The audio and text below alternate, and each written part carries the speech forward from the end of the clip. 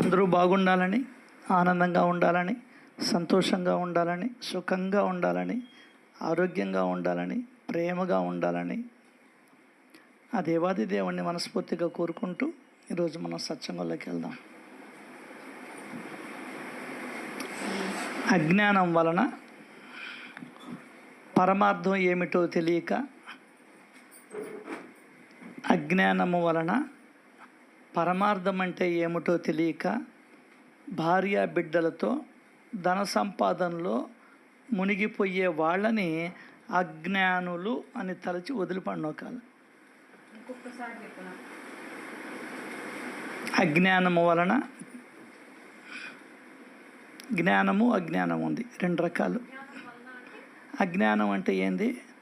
ఏది మనతో తీసుకొని పోతాం, ఏది ఇక్కడ వదిలేస్తాం అని తెలుసుకోవడమే అజ్ఞానం. జ్ఞానం ఏది ఎత్తుకొని పోతామని తెలుసుకోవడం జ్ఞానం, ఏది వదిలేసిపోతామని తెలుసుకోవడం అజ్ఞానం.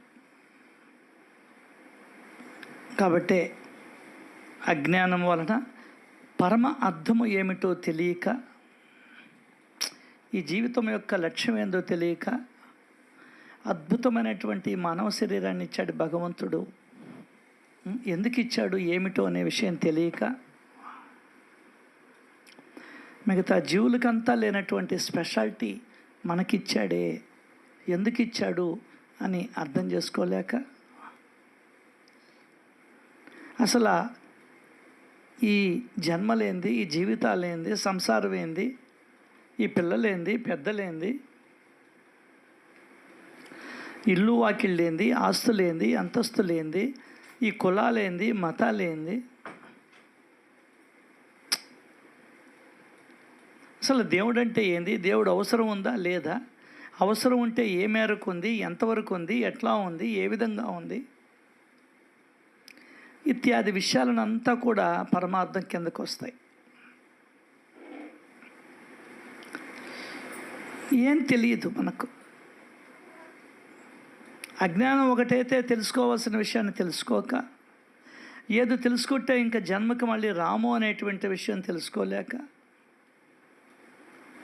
ఈ జీవితానికి పరమ అర్థమేందో తెలుసుకోలేక, ఆహారము, నిద్ర, భయము, మైథునములతోనే జీవితాలను గడుపుతూ మిగతా జీవులకి మనకు తేడా ఏంటో తెలియక అజ్ఞానంతో బ్రతకడం, పరమార్థం తెలుసుకోకపోవడం, భార్యాబిడ్డలతో ధన సంపాదనలో మునిగిపోయే వాళ్ళని అజ్ఞానులు అని వాళ్ళని మనసులో నుండి తీసేయమన్నాడు. చెప్పాడు ఇక్కడ, నేను చెప్పిన మాటలు కాదు, ఇక్కడ సచ్చరిత్ర. మునిగిపోయే వారిని అజ్ఞానులని తలచి వదిలివేయాలి. నువ్వెంత చెప్పినా వాళ్ళు రారు. నీ నోటి దురద తప్ప, నీ నోటి దూలదీరదడం తప్ప ఎంత చెప్పినా అనర్థం, వేస్ట్.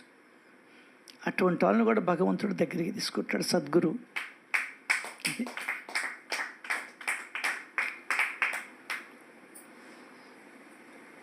కాబట్టి ఎవరికి వాళ్ళం ఈ ఒక్క ఓవి చాలు.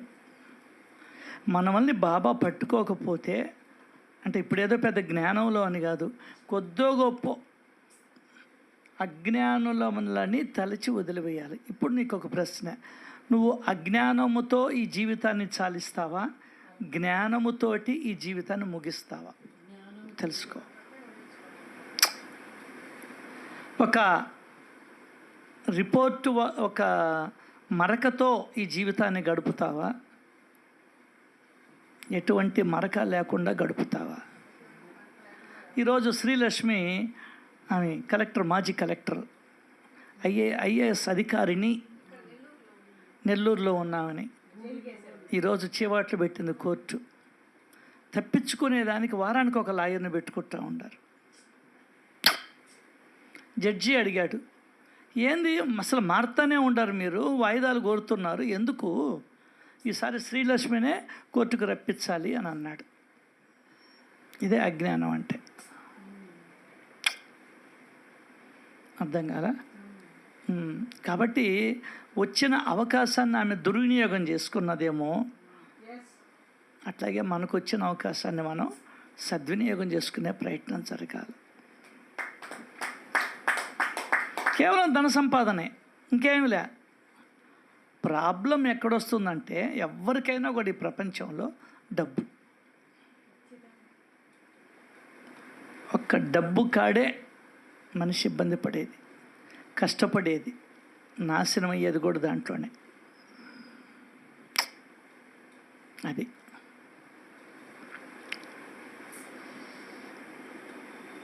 సో వాళ్ళు ఏం చేస్తారంటే మనల్ని ఎగతాళి చేస్తారు. భక్తి మార్గంలో వెళ్ళే వాళ్ళని వాళ్ళు ఎగతాళి చేస్తారు. తప్పులే. ఎందువల్లంటే వాడికి తెలిసింది ఆ లోకం, నీకు తెలిసింది ఈ లోకం.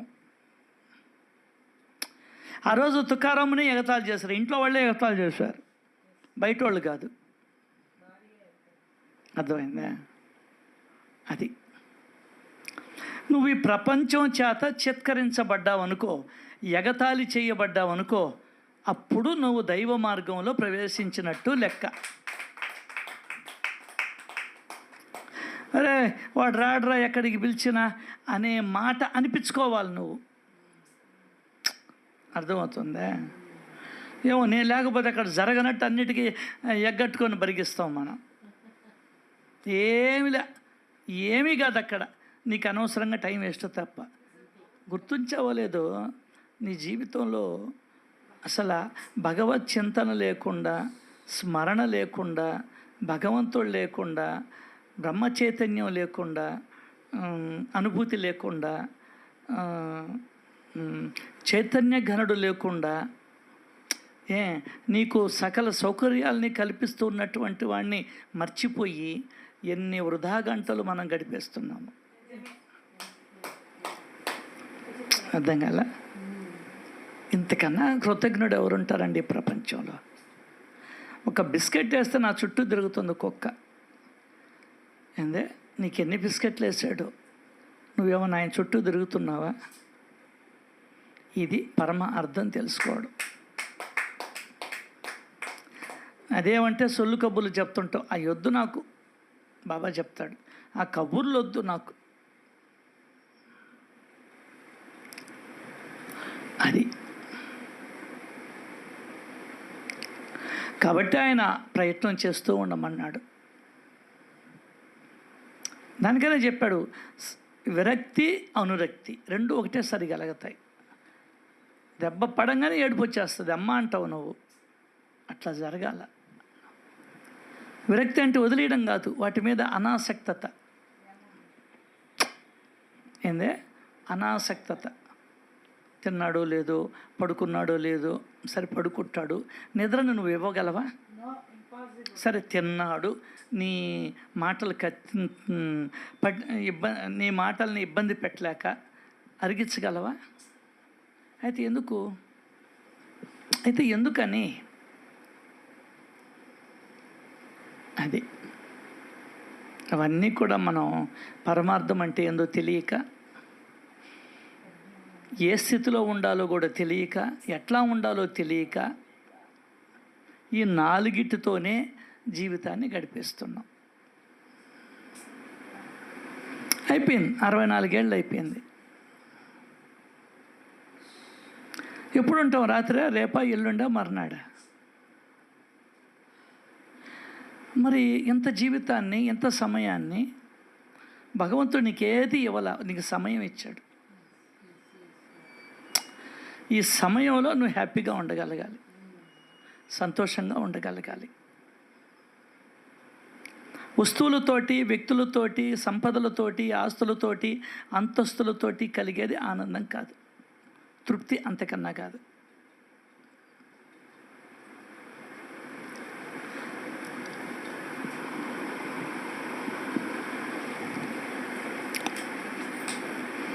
ఆయన అన్నాడు, ఇంట్లో కానీ బయట కానీ పోయినప్పుడు అనవరతం నన్ను గుర్తుపెట్టుకుంటే, ఏదో 3లోనో 10లోనో చెప్తాడు. కాబట్టి ఎవరికి వాళ్ళం ఏం చేస్తున్నాం, ఎట్లా ఉన్నాం, ఏ విధంగా ఉన్నాం, ఇవన్నీ కూడా ఎవరికి వాళ్ళం పరిశీలన చేసుకోవాలి. కనీసం ఇటువంటివి ఇక్కడికన్నా వచ్చి కూర్చోటే 1 గంటన్నా మనసు చైతన్య గనుడవుతాడు, బీజం పడుతుంది. ఇట్లా కొన్ని వందల వేల అనేక జన్మలు ఎత్తిన తర్వాత ఆ స్థితిలోకి మనం వెళతాం. అసలు ఇదే తెలియలేదనుకో, నిన్నటిదాకా లౌకికమే జీవితం అనుకున్నాం, పెళ్ళాం బిడ్డలే జీవితం అనుకున్నాం, ఆస్తులు సంపాదించడమే జీవితం అనుకున్నాం, అంగళ్ళు వ్యాపారాలే జీవితం అనుకున్నాం, మోసాలు చేయడాలు మోసగింపబడ్డాలు జీవితం అనుకున్నాం. వ్యాపారం నేనైతే ఈ 64 ఏళ్ళు వ్యాపారమే జీవితం అనుకున్నా. అసలు నీకు తెలియలా, అద్భుతమైనటువంటి వేరే జీవితం ఉందనేదే మనకు తెలియలా. నువ్వు గడిపేది జీవితం కాదు, బ్రతుకు, చావలేక బ్రతుకు. అది సచ్చిన తర్వాత కూడా బ్రతికే ఉంటాం మనం, ఆ పరమార్థం చదువు ఉంటే.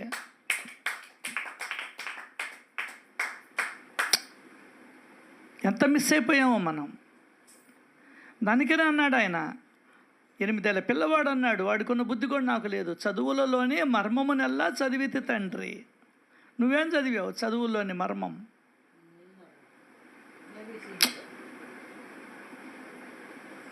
ఇవన్నీ మన ఎదుట ఉన్నటువంటి ప్రశ్నలే. అసలు ఆధ్యాత్మికత అంటేనే ప్రశ్నలే, ఇంక వేరేదేం లేదు. నువ్వేంది, నేనేంది, వీళ్ళేంది, వీళ్ళు ఎక్కడి నుంచి వచ్చారు. అసలు పెళ్ళి అనుకున్నప్పుడు ఆడబిడ్డ పుడతాడు అనుకున్నావా, మగపిల్లాడు పుడతాడు అనుకున్నావా? కాపురం చేసేటప్పుడన్నా ఏ బిడ్డ పుడుతుందో అని తెలిసావా? ఏం తెలియదు నీకు. ఏంది మాయా? పలాని షాపులో పలాని వస్తువు ఉందని పోతావు. మరి మనకు తెలియకుండానే సంసారం చేసిన దానివల్ల ఆడపిల్ల తెలీదు, మగపిల్లోడు తెలీదు, పుడతా ఉంటాడో తెలీదు, పోతాడో తెలీదు, లోపలే పోతాడో తెలియదు, పుట్టంగానే వాడిని బాక్సులో పెట్టాలనో కూడా తెలియదు. We don't know anything in our life. మన జీవితంలో ఎప్పుడు ఎక్కడ ఏది జరుగుతుందో కూడా మనకు తెలియదు. ఇవన్నీ మనం ఆలోచించుకుంటూ ఉండాలి. దీన్నే తత్వచింతన అంటారు. ఎంత సమయం వృధా అయిపోయిందో తెలియదు. ఆయనేమో అంతటా పూర్ణంగా వ్యాపించి ఉన్న ఆకాశం వలె మీ స్వరూపాన్ని చిత్రీకరించుకొని అనుభవించిన వారు భాగ్యవంతులు. ఉదయం నుంచి ఇప్పటిదాకా ఎన్ని నిమిషాలు అనుభవించావు, ఎన్ని 5 నిమిషాలు అనుభవించావు, ఎన్ని 2 నిమిషాలు అనుభవించావు, ఎన్ని 1 నిమిషం అనుభవించాలి. ఎంజాయ్. అనో తిన్నాం, మామిడిపండు తిన్నాం, తీయగా ఉంది, ఎంజాయ్, అనుభవించాం. అట్లా ఆయన యొక్క జ్ఞానాన్ని నువ్వు ఎక్కడ అనుభవించావు? This is the question to hours.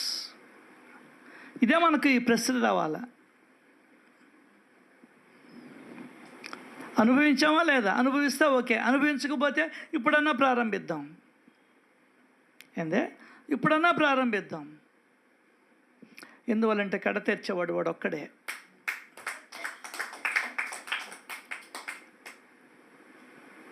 నీతో తోడొచ్చేవాడు వాడొక్కడే కాబట్టి.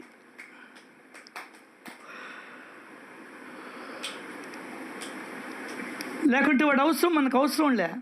రే వచ్చే జన్మకి వెళ్ళాలన్నా వాడితోడే నీకు గతి, వాడే గతి నీకు.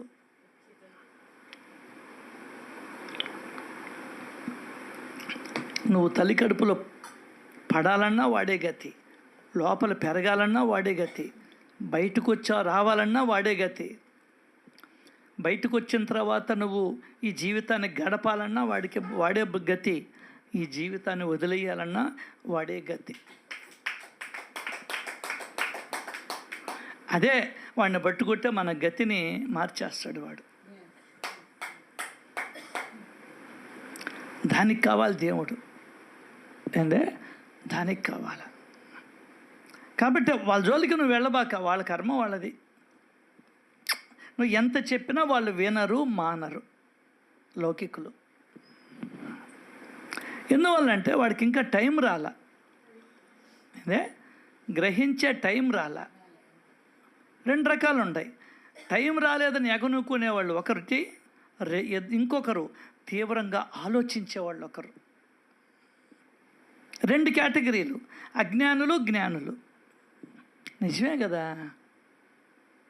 మనం అజ్ఞానంలో ఉన్నాం. 8వ అధ్యాయం మనకు ప్రశ్న వేసింది, మనం ఎవరం, ఎక్కడి నుంచి వచ్చాం, ఎక్కడికి వెళ్తావు. ఇప్పుడన్నా నువ్వు మేల్కోవాలా. ఏందే ఇప్పుడన్నా మేల్కోవాలి మనం. ఎందువల్ల? అప్పుడైతే తెలియలే. ఓకే, ఇప్పుడు చాలా వివరణ వచ్చింది. 25 ఏళ్ళుగా ఉన్నావు నువ్వు బాబా దగ్గర, సత్సంగాల్లో పాల్గొంటూ ఉన్నావు, అధ్యయనం చేస్తూ ఉన్నావు. ఇప్పుడు కూడా నీకు ఏం ఎత్తుకోబోవన్నో ఏం ఎత్తుకొని పోలేమో తెలియలే. విచిత్రం ఇది. సేవ ఎత్తుకోబోతాం ఇక్కడి నుంచి, భగవన్ నామం ఎత్తుకోబోతాం ఇక్కడి నుంచి, దాన ధర్మాలు ఎత్తుకొని పోతాం ఇక్కడి నుంచి. ఈ 4 తప్ప ఇంకా ఏం ఎత్తుకొని పోలేవు నువ్వు. ఆ సంగతి నీకు తెలియలే. దానివల్లే మనం వాళ్ళ అజ్ఞానులు అన్నారు. నువ్వు ఎత్తుకోబోయేది ఈ 4. కొరవన్నీ నీ దగ్గర ఎన్ని ఉంటాయో అన్నీ వదిలేయాలి ఇక్కడ. అదే సింపుల్. జ్ఞానానికి అజ్ఞానికి అక్షరమే తేడా. దానికి నువ్వు ఒకటే, ఎత్తుకోబోయేది ఎత్తుకొని పోనేది, అంతే. ఇదే జ్ఞానం అంటే ఏంది, అజ్ఞానం అంటే ఏందో తెలుసుకోవడం. ఇంక వేరేది ఏందో కాదండి తెలుసుకొని పోయేది. ఎందువల్లంటే వీఆర్ డిసైడెడ్ బై పుణ్యం. ఏ విధంగా నీ మార్కులు డిసైడ్ చేస్తావో, స్కూల్ ఫస్టా, కాలేజీ ఫస్టా, స్టేట్ ఫస్టా, ఇండియా ఫస్టా, నీ మార్కులు డిసైడ్ చేస్తాయి. నీట్ పరీక్షని అదని ఇదని రాస్తారు. ఇక్కడ నీ పాప పుణ్యాలు డిసైడ్ చేస్తాయి నిన్ను. ఏం కాదు, వేరే వాళ్ళతో మాట్లాడితే వేరే ఆలోచనలకు వెళ్ళిపోతాం. ఆశలు కలగొచ్చు, చెప్పలేం, మోహం కలగొచ్చు. అర్థం కాలే? చూడు, ఎక్కడో రాజు పరిపాలించేవాడు, వాళ్ళ కొడుకు ఒక దేశానికి వచ్చాడు, కారులో పోతూ ఉన్నాడు. పనమ్మ నిజంగా జరిగిన సంఘటన 10 ఏళ్ల కిందటే. ఒక అమ్మాయిని, చిమ్మే అమ్మాయిని చూశాడు. ఏమైనా జరగచ్చు, అదిగో ఆ అమ్మాయిని పెళ్లి చేసుకుంటా అన్నాడు. బుద్ధుడు బయటకు వచ్చాడు, ఏమైనా జరిగిపోయింది. ఏం జరగాలన్నా జరిగిపోయింది. నీకు తెలియదు అది. ఎప్పుడు ఎక్కడ ఏది జరుగుతుందో ఎవరికి తెలియదు ఈ ప్రపంచంలో. కాబట్టి అప్రమత్తంగా ఉండాలి. ఏందే 25 ఏళ్ళు కాపాడుకుంటూ వచ్చాడు, పెళ్లి చేశాడు, ఒక బిడ్డ కూడా పుట్టాడు. కానీ అప్రమత్తత. అటా పోతాం అన్నాడు, రాజుకు చెప్పలా. పోదాం అన్నాడు. అదే ముందరగా జలుపుంటే ఎవరిని రానికుండా ఉండి చేసేవాడు రాజు. అప్రమత్తంగా లేడు, చెప్పకుండా బయటకు వచ్చాడు. కాబట్టి ఒక వ్యాధిగ్రస్తుడు కనబడ్డాడు, ఒక ముసలమ్మ కనబడింది, ఒక శవం పోతూ ఉండేది కనబడింది, భిక్షగాడు కనబడ్డాడు. ఏంది అంతా ఎందుకు వచ్చాయి, ఏంది ఎట్లా అనే ఆలోచనలోకి వచ్చాడు బుద్ధుడు. తెలుసా? అంటే బుద్ధ చరిత్ర ఏమి నేర్పిస్తుంది? బుద్ధుడిని పూజించమని నేర్పించలా, ప్రతి ఒక్క దాన్ని అబ్జర్వ్ చేయమని చెప్తున్నాడు బుద్ధుడు. ఏందే? అప్పుడే నువ్వు జ్ఞానాన్ని పొందుతామని చెప్తున్నాడు. నువ్వేం చేస్తావు? బుద్ధుడి గురించి ధ్యానం అంటావు, ఉపాసన అంటావు, విపాసన అంటావు. అదేమంటే ఆయన చెప్పిందంట. నేనే తప్పు మాట్లాడడంలే.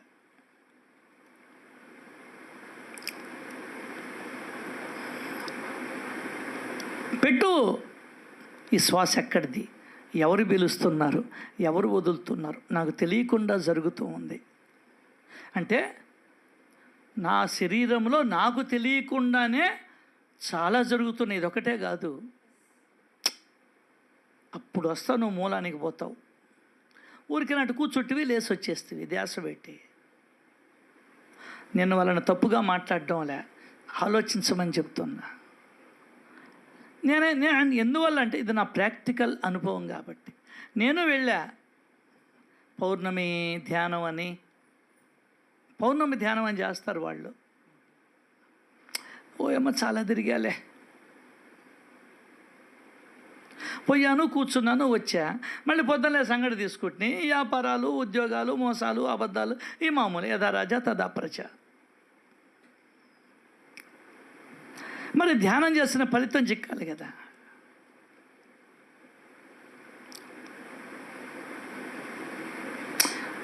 ఏంది శ్వాస ఎక్కడి నుంచి వస్తుంది, ఎట్లా జరుగుతుంది నా లోపల, ఇది దేంట్లోకి పోతుంది, దేంట్లో నుంచి వస్తుంది అనే అన్వేషణ నీలో ప్రారంభం కావాలి. దానికి ఆయన శ్వాస మీద ధ్యాస పెట్టమన్నాడు. నీకు అప్పుడు దేవుడు ఎవరో తెలిసిపోతారు. ఆ దేవుణ్ణి పట్టుకుంటావు నువ్వు. అర్థం కాల. అప్పుడు ఆయన చెప్పిన పద్యమూల కారణం బెవ్వడు, అనాది మధ్య లయడవ్వడు. దాంట్లో లయం అవుతాం, అది వేరే సంగతి. ఏందే, అది వేరే సంగతి. కానీ నేను బుద్ధుడి నుంచి నేర్చుకున్నది అది. చూశాడు, వీడు కుంటిగా ఉన్నాడు. ఎందుకు వీడు కుంటిగా ఉన్నాడు, వీడెందుకు వీడికి కుష్ఠరోగం వచ్చింది, నాకు అన్ని చేతులు బాగున్నాయి. నువ్వు కూడా ప్రశ్నించుకుంటే ఆధ్యాత్మికతలో వాడికి ఎందుకు వచ్చింది, ఎవరికి, భగవద్గీతకి ముక్కు లేదు, చేతులు లేవు, కాళ్ళు లేవు, దుర్వాసన, చీము, రక్తము వస్తూ ఉంది, నువ్వేమో బాగుండవు. ఏంది తేడా, ఏంది తేడా అనే ప్రశ్న నీలో రాలా. బుద్ధుడిని కొలుస్తున్నావు దేవుడిగా, ఎందుకంటే నువ్వు దేవుడిని చేసేసావు.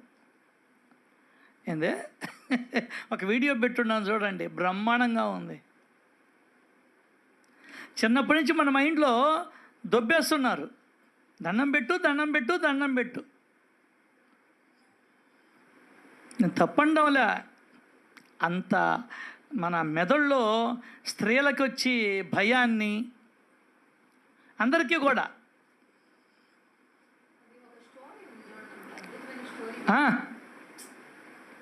పెట్టున్నాను చూడండి. నీలో భయాన్ని పెట్టేస్తారు. నువ్వు ఇట్లా ఉండాలి, అట్లా ఉండాలి, ఇదే విధంగా ఉండాలి, ఈ విధంగా ఉండాలి. అట్లా ఆ భయంతో వస్తున్నాం మనం. భయంతో దండం పెడుతున్నాం, కోరికతో దండం పెడుతున్నాం, స్వార్థంతో దండం పెడుతున్నాం.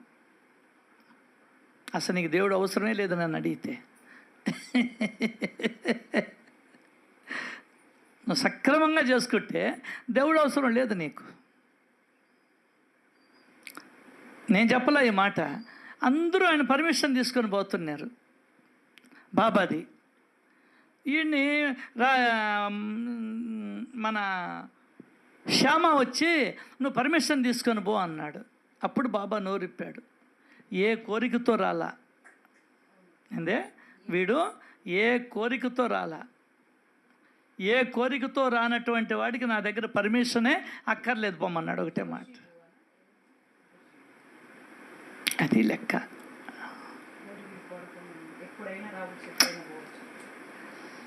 సో ఇవన్నీ ఆయన లీలలో ఉన్నటువంటి అమోఘమైనటువంటి జ్ఞానరత్నాలు.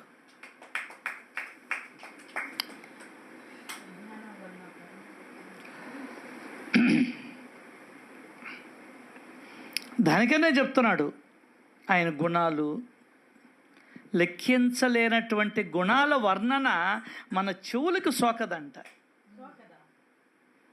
ఆయనకి మనం గుర్తుకు రాకుంటే, ఆయనకి మనం గుర్తుకు రాకుంటే కొండ గుర్తేంది, ఆయనలో మనం ఉన్నామనే దానికి కొండ గుర్తేందంటే ఆయన మాటలు, ఆయన లీలలు, ఆయన చర్యలు నీ చెవుల్లో పడ్డమే. చెవులకి సోకదు అన్నాడు.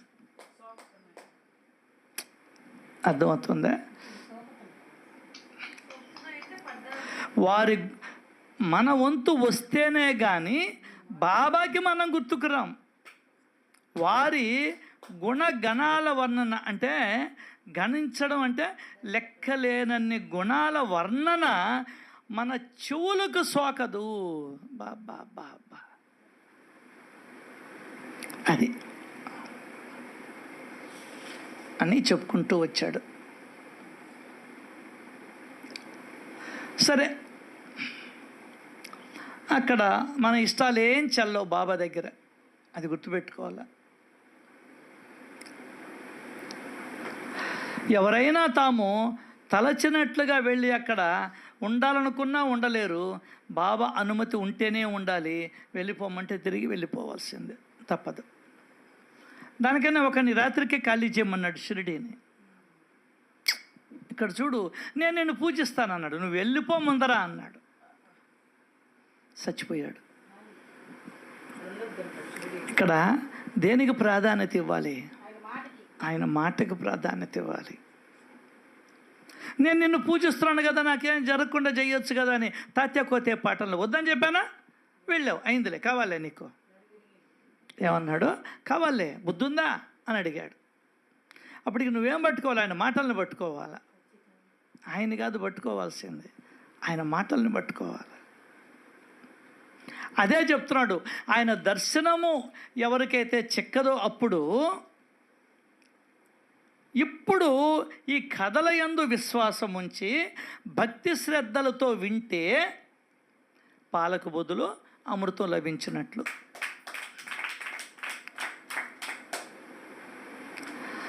ఒకసారి కాకా మహాజని ఒక వారం రోజులు షిరిడిలో ఉండాలని కోరికతో ముంబై నుండి అక్కడికి వచ్చాడు. ఎన్ని రోజులు? అది మనం అనుకున్నట్టే వారం రోజులు ఉండాలనుకొని వచ్చాడు. ఆయన చావడి బ్రహ్మాండంగా అలంకరించబడింది. బాబా ఎదుట ఉయ్యాలు గట్టుండారు. కృష్ణ జన్మోత్సవం, కృష్ణాష్టమి ఆనందంగా నృత్యం చేస్తున్నారు. అటువంటి గోకులాష్టమి పండుగ వైభవాన్ని ఆనందంగా కళ్ళారా తిలకించాలని కాక ఆ శుభ సందర్భాన షిరిడీకి వచ్చాడు. ఎట్లా? ఆనందంగా కళ్ళారా తిలకించాలని. నేరుగా బాబా దర్శనానికి వచ్చాడు. రాగానే బాబా, మీ ఇంటికి ఎప్పుడు వెళ్తున్నావు అని అడిగాడు. ఆశ్చర్యపోయాడు కాక. ఇదేంద్రా నాయన, వచ్చి రాగానే ఇదేంది గోల? వారం ఉండాలని వస్తే నేను రాగానే మీ ఇంటికి ఎప్పుడు వెళ్తున్నావు అని అడిగాడు. ఆశ్చర్యపడ్డాడు. ఎందువలన షిరిడిలో ఒక వారం ఉండాలని వచ్చాడు ఆయన. మరి బాబా అడిగాడుగా, జవాబు ఇవ్వాలిగా. అప్పుడు అన్నాడు, అతను గొప్ప మాట చెప్పాడు. బాబా ఎప్పుడు ఆజ్ఞ ఇస్తే అప్పుడు వెళ్తాను అని ఆ భారాన్ని ఆయన ఎత్తున పెట్టేశాడు. అది పాము సావకూడదు, కర్రెరగకూడదు అంటే ఇదే. ఇతని జవాబును విని, అయితే రేపే వెళ్ళు అన్నాడు. కాక బాబా ఆజ్ఞను శిరసావహించి వారికి పాదాభివందనం చేసి కృష్ణ అష్టమి వంటి పండుగ రోజే బయలుదేరాడు.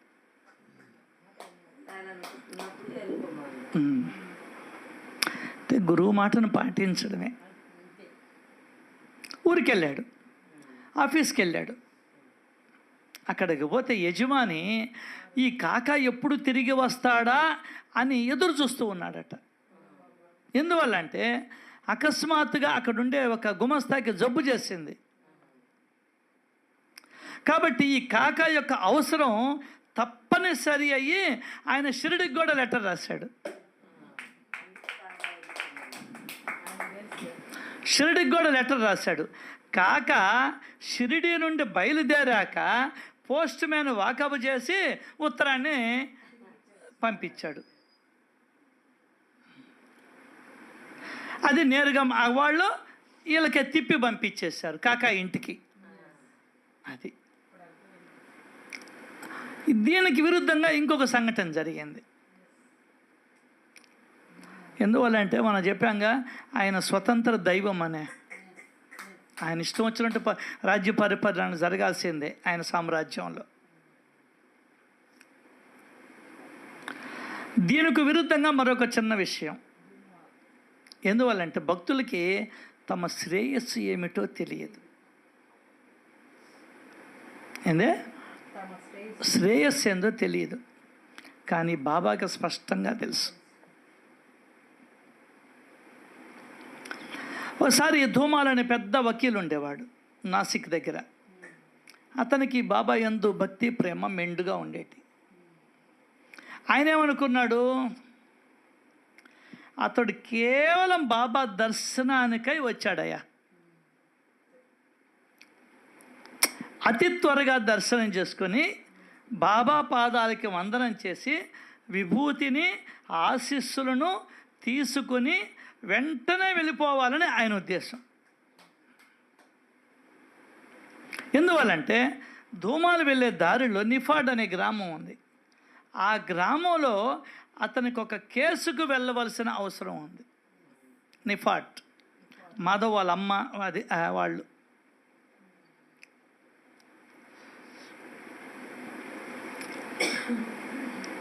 అతని ఆలోచన అలా ఉంది. కానీ బాబాకి ఉచిత అనుచితాలు అన్నీ ముందరే తెలుసు.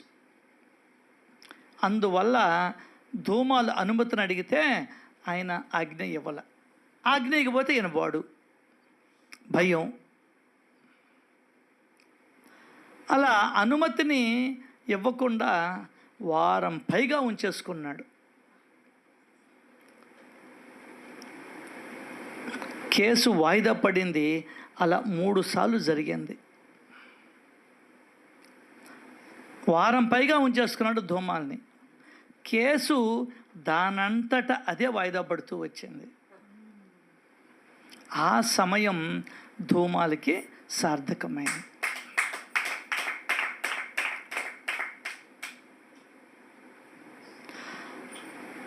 సాయి యందు విశ్వాసం ఉన్న దాని వలన, దేని యందు? సాయి యందు కాదు, సాయి మాట యందు విశ్వాసం ఉంచినందుకు అతనికి సాయిబాబా ప్రెజెన్స్ వారం పైన లభించింది. సాయి సాన్నిధ్యం. మరియు ఆ ముద్దాయి ఉన్నాడే వాడికి బాధ తొలగింది.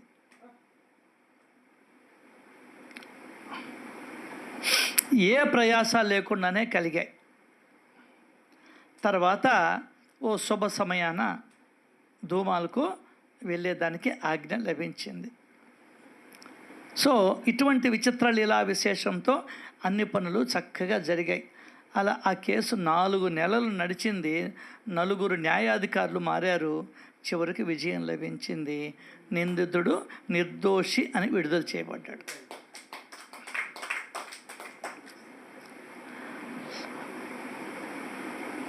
ఒకసారి బాబా నానాసాహెబ్ నిమోన్కర్ యొక్క భార్య పక్షాన నిలబడ్డటువంటి ఉదంతాన్ని చెప్తూ ఉన్నాడు.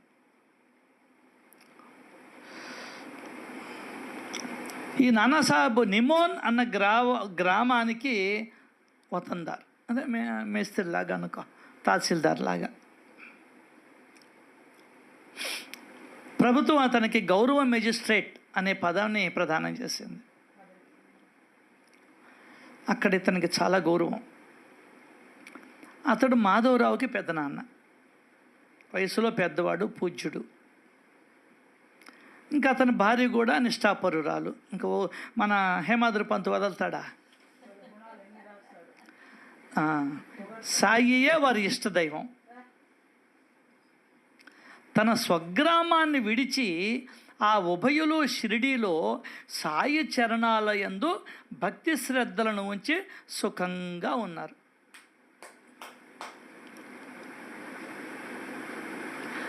వాళ్ళు ఏం చేసేవాళ్ళు షిరిడీలో? వాళ్ళు బ్రహ్మ ముహూర్తాన లేచి 3-3:30 లోపల ప్రాతకాల స్నానం చేసి, ఏందే అది అంటే సూర్యుడు రాకముందరే స్నానం చేసి పూజకు సిద్ధం చేసుకొని కాకడాహారతికి చావడికి వెళ్ళేవాళ్ళు.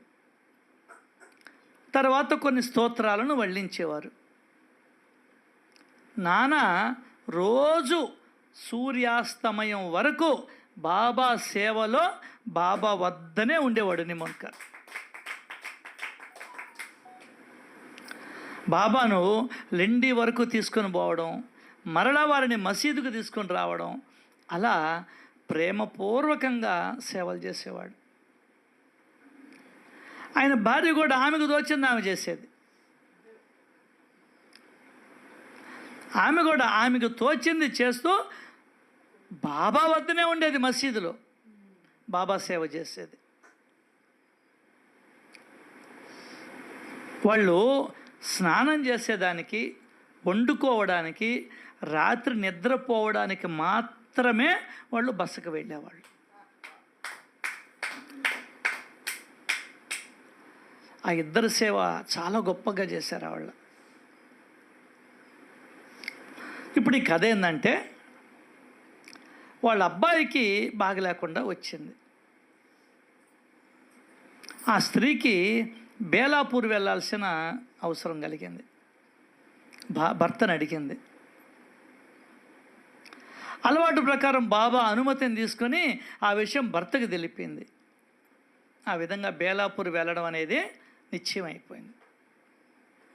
అయితే ఈ నానా నిమ్మోన్కరు నువ్వు రేపే తిరిగి రావాలని అనడం జరిగింది. ఏదో కొన్ని కారణాల వలన ఆమెతో రేపే తిరిగి వచ్చేసి అని అన్నాడు. ఆమె బాధపడింది. ఎందువల్లంటే పక్క రోజు పోలా అమావాస్య కావడం వలన ఆ రోజు ఆమె అక్కడే ఉండాలనుకున్నది. కానీ నాన్నకి అది ఇష్టం లే. చూడండి, అమావాస్య రోజు ప్రయాణం మంచిది కాదు అంటారు కదా.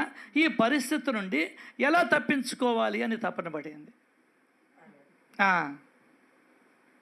అంటే సద్గురువు దగ్గరున్న నువ్వు మార్చుకోవాలి తప్ప గురువు మార్చడు. లేదా గురువుని అడిగి క్లియర్ చేసుకోవాలి. చూడు, దీనికి ముందరే ఇంకొక కథ చెప్పాడు. దీనికి లింక్ ఉంటుంది. ప్రతి కథకి నువ్వు గమనించాలి. ఇంతకు ముందర కథకి దీనికి లింక్ ఏంది చెప్పండి. అష్టమి నాడే బయలుదేరాడు మన కాకా మహాజని. ఇప్పుడు అష్టమి నాడే బయలుదేరాడు. ఈమె అమావాస్య అని చెప్పని ఎట్లా? అమావాస్య రోజు ప్రయాణం మంచిది కాదు. ఈ పరిస్థితి నుండి ఎలా తప్పించుకోవాలి?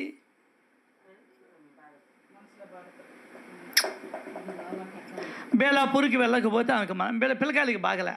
పిల్లోడికి భర్త ఆజ్ఞను ఎలా ఉల్లంఘిస్తుంది? ఇంకేమన్నా ఉందా?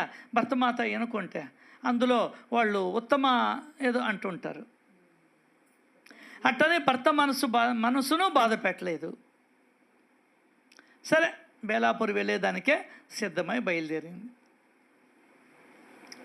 బాబా అప్పుడే లెండి తోట వైపు వెళ్తూ ఉన్నాడు. ఆయనకి నమస్కరించేది. ఎవరైనా ఊరికి పోతున్నా వస్తున్నా బాబా ఆజ్ఞ తీసుకునేవాళ్ళు. ఎందువల్లంటే అక్కడ దేవుడు సాయి గనుక. నువ్వు ఎంత త్వరగా అయినా పో, ముందర ఆయన ఆజ్ఞ తీసుకొని పోవాలి. ఎంత త్వరపడి నువ్వు పోవాలనుకుని పో, ఆయన ఆజ్ఞ తీసుకోవాల్సింది తప్పదు. ఆ విధంగా ఆమె సాటేవాడ ఎదుట ఒక క్షణం పాటు నిలవగా బాబా ఈమె కోసమే నిలిచినట్టున్నాడు. ఆ స్త్రీ గబగబా వచ్చి పాదాలకి నమస్కారం చేసింది. ఇంకా అందరూ అక్కడే ఉన్నారు కాబట్టి నమస్కారం చేసుకున్నారు. అలా అక్కడ అందరూ చూస్తూ ఉండగా బాబా పాదాలపై శిరస్సు నుంచి బయలుదేరటానికి అనుమతి కోరింది ఆ స్త్రీ. ఆమెతో అంటున్నాడు బాబా, ఎవరి సమక్షంలో? వాళ్ళ భర్త సమక్షంలో.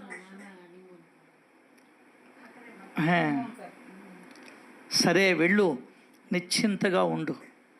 బేలాపూర్కి వెళ్ళి 4 రోజులు నిశ్చింతగా సుఖంగా ఉండి అందరినీ కలుసుకొని తర్వాత షిరిడీకి రా.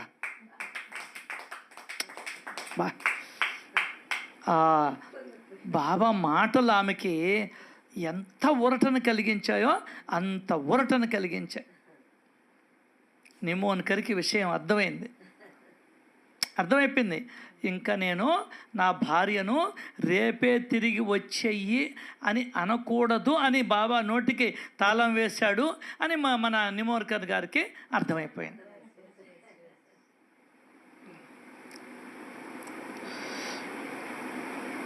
దీంట్లో సారాంశం ఏంటంటే, మనం ఏదైనా ఆలోచించినప్పుడు దాని పూర్వాపరాలు మనకి తెలియవు. కానీ మంచి ఏంది చెడు అనేది సత్పురుషులకు తెలుస్తాయి. వారికి తెలియనిది ఏది ఉండదు ఈ ప్రపంచంలో. ఆ తల్లి ఏదో కోరుకున్నది, బిడ్డకి బాగలేకపోయి 4 రోజులు ఉండాలనుకున్నది. నువ్వు సాయంకాలం కల్లా వచ్చేయమంటివి, ఎట్లా? అది భూత భవిష్య వర్తమానాలు వారికే తెలుసు.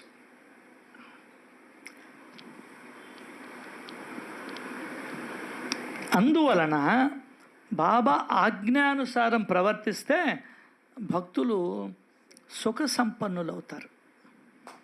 ఇక్కడ ఒకటి ఉంది, సంపన్నత్వం అంటే డబ్బులు. అదే వాడు భలే గొప్ప సంపన్నుడు అంటారు. అంటే డబ్బులలో తులతూగుతున్నాడు అని అర్థం. సుఖ సంపన్నుడు అంటే సుఖంలో మునుగుతున్నాడు, తేలుతున్నాడు అని అర్థం. వాడు డబ్బులో మునిగి తేలుతూ ఉంటాడు. ఏది? ధన సంపన్నుడు అంటే మామూలుగా సంపన్నుడు అంటేనే ధనికుడు అని అర్థం. ధనికుడు అంటే ఏంది? డబ్బులో మునిగి తేలుతూ ఉంటాడు. సుఖ సంపన్నుడు అంటే సుఖంలో తేలుతూ ఉంటాడు వీడు ఎప్పుడు. అసుఖము అనేదే రాదు, దుఃఖం అనేదే రాదు. అది వారి ఆజ్ఞానుసారం ప్రవర్తిస్తే భక్తులు ఏమవుతారు? సుఖంగా ఉంటారు. ఇప్పుడు పూర్వానుకథానుసంధానం అంటున్నాడు. అంటే పూర్వకథ ఏంది? ఏదండి పూర్వకథ? ములే శాస్త్రిది. బాబా ములేని కరుణించి అతడికి గురు దర్శనాన్ని కలిగించాడు, గురు దర్శనాన్ని ఇప్పించాడు. ములే ఎవరంటే బూటి అప్పుడు షిరిడీలో ఉన్నాడు. బూటిని కలుసుకొని ఏదో మాట్లాడి వెంటనే తిరిగి వెళ్ళిపోవాలని ములే అనుకున్నాడు. అతని ఉద్దేశం కరెక్టే, కానీ బాబా సంకల్పం వేరుగా. ఆ చమత్కారంలోని అర్థాన్ని జాగ్రత్తగా విను.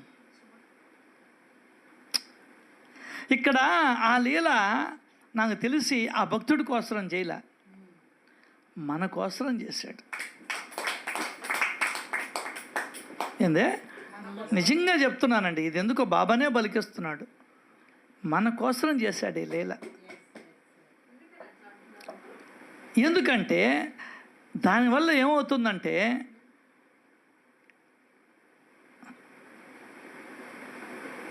సకల సాధుస్వరూప శ్రీ సాయినాథ అనే పదం రావాలి కదా అక్కడ. మన కోసరం చేశాడు. ఏందే? హీ ప్రూవ్డ్ హిమ్సెల్ఫ్, ఐయామ్ గురుగోలప్, ఐయామ్ గురుగోలప్ అని ప్రూవ్ చేసుకున్నాడు. అది ఆశ్చర్యం.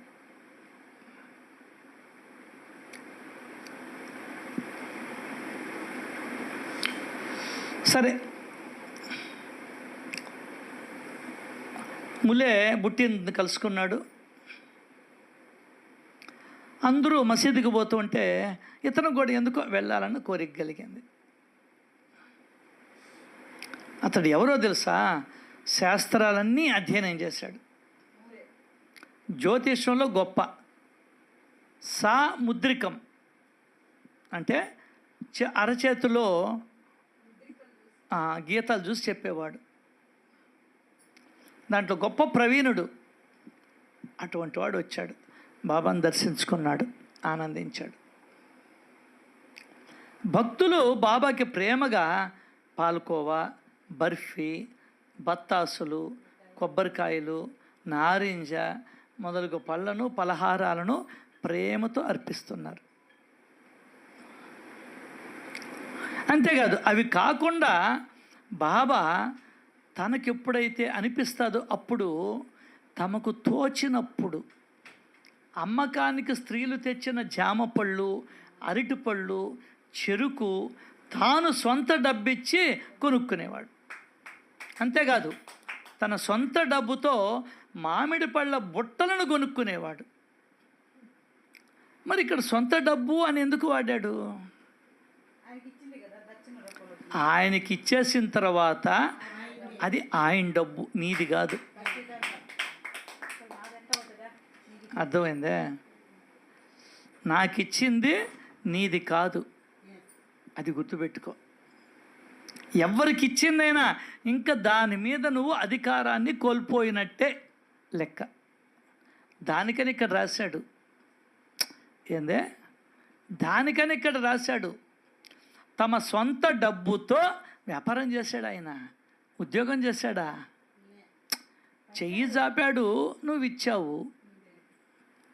ఇంకా నువ్వు అడిగేదానికిలే. అది ఆయన సొంతం అయిపోయింది ఆ డబ్బులు. అర్థమైందా? అది వెంకటేశ్వర స్వామికి వేసావు, ఇంకా నువ్వు తిరిగి అడిగేదానికిలే అధికారం లేదు నీకు. అది కాబట్టి అది ఎప్పుడైతే నువ్వు ఆయనకి ఇచ్చేసావో అది ఆయన సొంతం అయిపోయింది. ఎంత పర్ఫెక్ట్గా ఉంటుందో సచ్చరిత్ర. అర్థమైందా? ఇంకా నీకు దాని మీద అడిగే హక్కు లేదు. ఇష్టం ఉంటే లేకుంటే ఇవ్వపోయి నా దగ్గర లేవని చెప్పు. ఏమన్నాడు ఆయన? ఇచ్చినా అల్లా అచ్చా కరేగా, ఇవ్వకపోయినా అల్లా అచ్చా కరేగా. అది ఆయన స్పెషాలిటీ. దానికని రాశాడు ఇక్కడ సొంత డబ్బుతో అని. లేకుంటే రాయాల్సిన అవసరం ఏముంది ఆయనకి? ఏందే? ఆయనకి రావాల్సిన అవసరం లే. బాబా డబ్బుతో మామిడి పళ్ళ బుట్టలను కొనేవారు అని రాయొచ్చు. సొంత డబ్బు అన్నాడు. వ్యాపారం చేయలా, ఉద్యోగం చేయలా. ఆయన చేసింది భిక్షాటన లేకుంటే దక్షిణ. దానికనే వచ్చిన ఆయన్ని దక్షిణ కుక్షిణ ఇస్తావా ఏమన్నా అనేవాడు. బలవంతం కాదు. కొందరు ఇచ్చేవాళ్ళు, కొందరు లేదని చెప్పేవాళ్ళు. అది తో తన సొంత డబ్బుతో మామిడి పళ్ళ. బాబా ఏమి చెప్తాడండి సచ్చరిత్ర. ఆ సొంత అని రాశాడు చూడు, అసలు మీనింగ్ మార్చిపాడు నొక్కాడు. ఏందే? మార్చేశాడు. బతుకుండే గురువుకి నువ్వు డబ్బులు ఇస్తే ఇంకా నువ్వు దాని మీద అధికారం కోల్పోయినట్టు. అది ఆయన ఇష్టం. దానికనే మాస్టర్ గారికి భోజనం లేదని చెప్పిన ఒక 30 రూపాయలు బల్ల కింద పెడితే, ఆయన కూర్చున్న గద్దె కింద పెడితే ఆయన అది వేరే వాళ్ళకి ఇచ్చేసాడు. నీకు అధికారం లేదు. ఇంకా నువ్వు మాట్లాడకూడదు. సరే ఏం సార్ నేను మీకు ఇస్తే అంటే మళ్ళీ ఒరే నీకు తెలియలే. అది సచేతన అధ్యయనం చేయలే. డోంట్ క్వశ్చన్ యువర్ గురు. నీమన్నా 30 రూపాయల నువ్వే ఇస్తేవి జాలిపడు ప్రేమతోనో ఇచ్చావు. ఇంకంతే అయిపోయింది నీ కథ. ఇంక అధికారం లేదు నీకు దాని మీద. నో, అది చెప్పింది ఇక్కడ. బా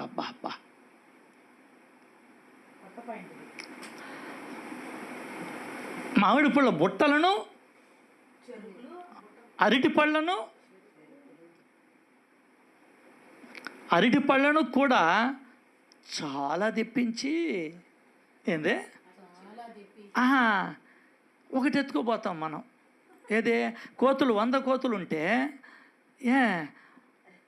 ఒకటో రెండో మూడో ఎత్తుకొని పోతాం. అరటిపళ్ళు మామిడి పళ్ళు ఏదో ఒకటి.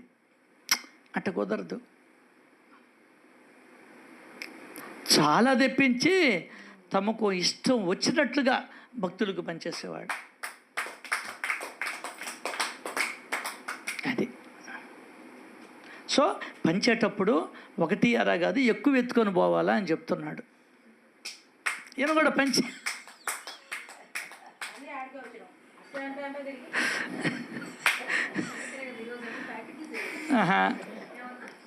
2 అరటిపళ్ళు ఇచ్చి 4 ఫోటోలు దిగుతాం మనం.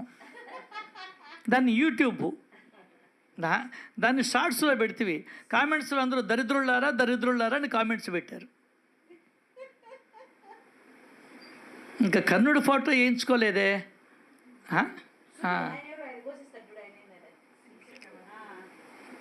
సో చాలా తెప్పించేవాడు. మామిడి పళ్ళు బుట్టలను కొనేవాడు. ఏందే? బుట్టలను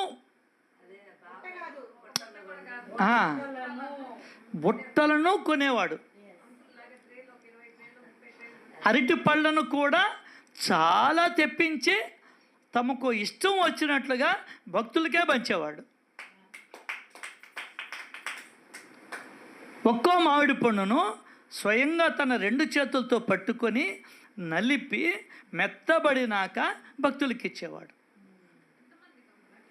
వచ్చిన వాళ్ళకి అందరికీ అంత సేవ చేసేవాడు ఆయన.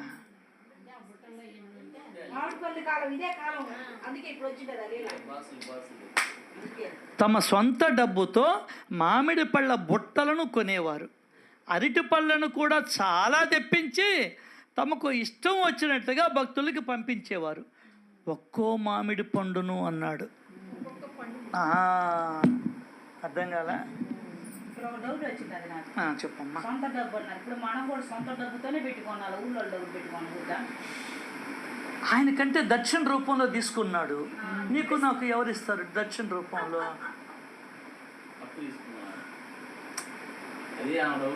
ఆయనకి దక్షిణ రూపం వచ్చింది, అది అందరికీ ఖర్చు పెట్టేశాడు, ఏం మిగిల్చుకోవాలా. అది అక్కడ చెప్పింది.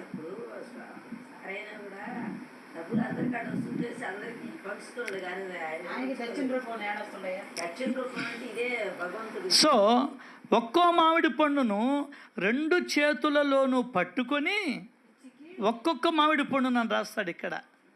అది గొప్పతనం. మెత్తబడినాకి ఇచ్చేవాడు. మామిడి పండు పెదవులకు తగలగానే థమ్సప్ బాటిల్లో నుండి అని పీల్చంగానే నోట్లోకి వచ్చేస్తుల్లా మామిడి పండు పెదవులకి తగలగానే గిన్నెలో నుండి వచ్చినట్లు రసమంతా ఒక్కసారిగా కడుపులోకి వెళ్ళిపోయేది.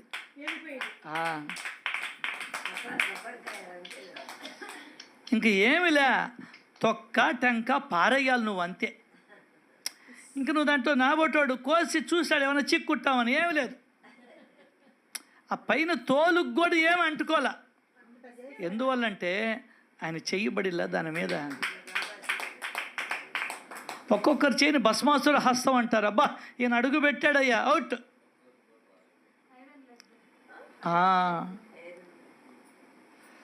ఇంకా తొక్క టెంక పారేయడమే. తొక్కను కూడా చిక్కుతుంటాం మనం, అది సహజం.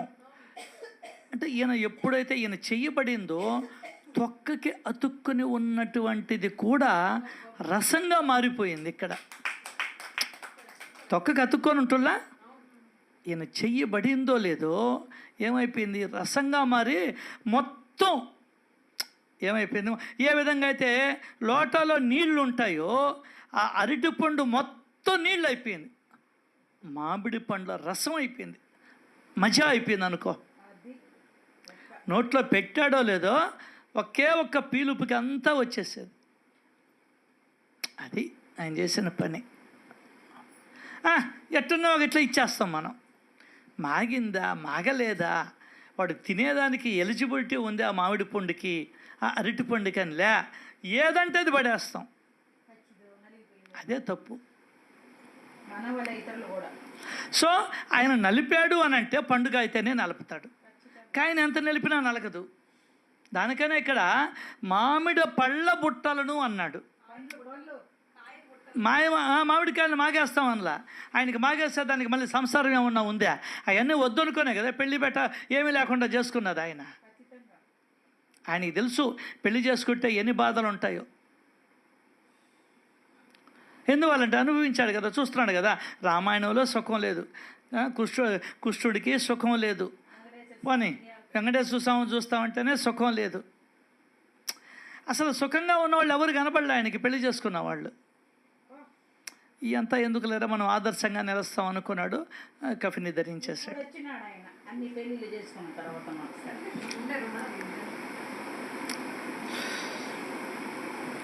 అరటి పళ్ళ విషయంలో అదొక వింత. అన్ని వింతలే బాబా దగ్గర. భక్తులు లోపలి పదార్థం అరటి పండ్లు లోపల ఎట్లుంటుంది, తెల్లగా గుజ్జు, అది తింటే బాబా తొక్కలను తినేవాడు. తొక్కలను తినేవాడు. ఎంతటి అద్భుతమైన లీల. ఈ పళ్ళన్నిటినీ బాబా తమ చేతులతో స్వయంగా అక్కడి వాళ్ళకి ఇచ్చేవాడు. పని అప్పచెప్పేవాడు కాదు వేరే వాళ్ళకి, నువ్వు అని. అయితే అందరూ మసీదులోనే ఉండారు కాబట్టి ఇచ్చేవాడు. ఎప్పుడైనా తన మనసుకు నచ్చినప్పుడు 1 స్వయంగా తినేవాడు. ఆ పద్ధతి ప్రకారం ఆ రోజు బాబా కేవలం భక్తుల కోసమే అరటిపళ్ళ బుట్టను కొని పంచిపెడుతున్నాడు. ములా శాస్త్రికి బాబా పాదాలు చూసి ఆశ్చర్యం కలిగింది. ఎందువల్లంటే ఆయన పొడవైన పాదాలు, ఏందే మనలాగా పొట్టి పాదాలు కాదు, బాగా పొడవుగా ఉంటాయి పాదాలు. ఆయన చేతులు ఎక్కడికి ఉండేటివి తెలుసా? మోకాళ్ళు కిందకి. నువ్వు గీరాలంటే వంగుకొని గీరుకోవాలా. ఆయన అట్ట కాదు, చెయ్యి ఇట్టు పెట్టాడంటే ఇటు వచ్చేస్తుంది, మోకాళ్ళ కిందకి వెళ్ళిపోద్ది చెయ్యి. ఆజానుబాహుం అరవింద దళాక్షం. ఎప్పుడో రాముడికి ఉండేదని కృష్ణుడికి ఉండేదని విన్నాం, కృష్ణుడికి చెప్పలేదులే, రాముడికి అని అన్నాం. మళ్ళీ ఈ సాయిని చూస్తూ ఉన్నాం.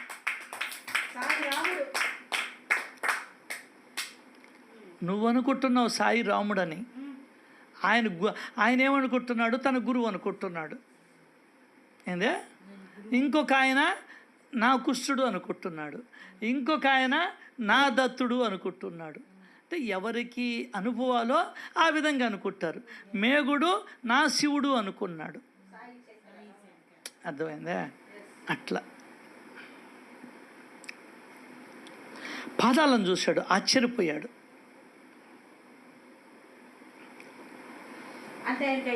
అట్లాగే పాదాలు నేను చెప్పేది. పోతే ఈయనకి హస్తాలు చూశాడు. ఏందో నాయనో ఎంత పొడవుగా ఉన్నాయి, ఎట్లా ఉన్నాయి. ఎందుకో ఇతని మనసులో ఆ రేఖలను పరీక్షించాలని కోరిక కలిగింది. అప్పుడు బాబా వద్ద కాకాసాహెబ్ దీక్షిత్ ఉన్నాడు. అతడు 4 అరటిపళ్ళను తీసుకొని బాబా చేతిలో పెట్టాడు. ఒకరెవరో బాబాతో, బాబా ఇతడు ములే శాస్త్రి నాసిక్లో ఉంటాడు, అతని పుణ్యం కొద్దీ మీ చరణాల వద్దకు వచ్చాడు, అతనికి వెళ్ళి పళ్ళ ప్రసాదం ఇవ్వండి అని ఎవరో చెప్పారు. ఎవరు చెప్పినా చెప్పకున్నా బాబా మనసుకు నచ్చితే తప్ప ఎవ్వరికి ఏమీ ఇచ్చేవాడు కాదు. అప్పుడు ఏం చేశాడు? ఈ మాట చెప్పంగానే మన